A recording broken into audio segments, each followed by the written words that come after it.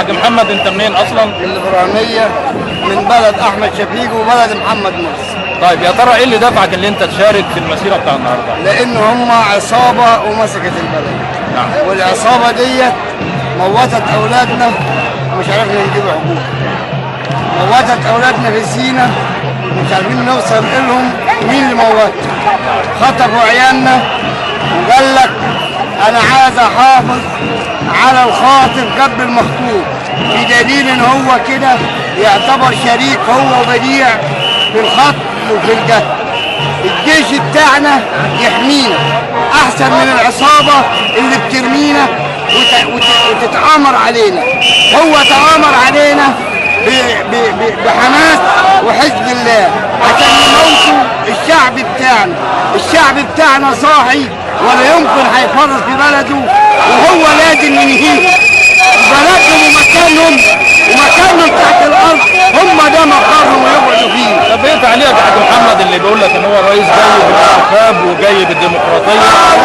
جاي بالانتخاب والديمقراطيه اللي هم بيقولوا عليها، اللي اداها لهم مين؟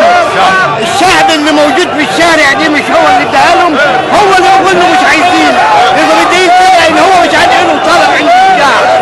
مشيوا افضل من القعاد، لانه لو قعد هيصل هناك. لو مشوا البلد هترتاح وهتنتبه للحياه وهتنتبه الى بنيان البلد. حرة وواجب. وطننا دي وطننا، ده مش وطنهم هم، لانهم لو وطنهم كانوا حافظوا عليه. كانوا حافظوا عليه. بديع وزمرته ومرسي وزمرته. دكتور محمد مرسي من الشرقيه برضه انت بتشارك يعني. يا استاذ بتتأثر من عيشهم مشاركة الزيتون امبارح اول امبارح.